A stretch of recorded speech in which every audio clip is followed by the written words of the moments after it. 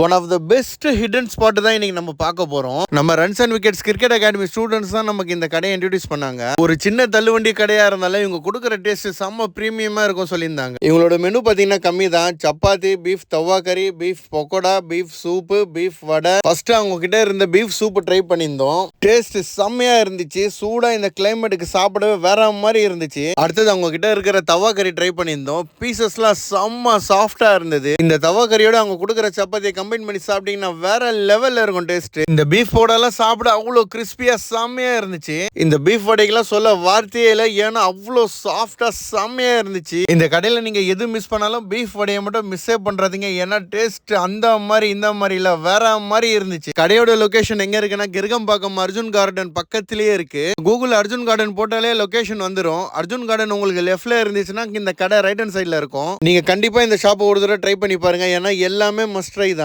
இன்னும் இந்த மாதிரி ஹிடன் ஸ்பாட்ஸ் கண்டென்ட்க்கு என்னோட சேனலை ஃபாலோ பண்ணிக்கோங்க. பாய்.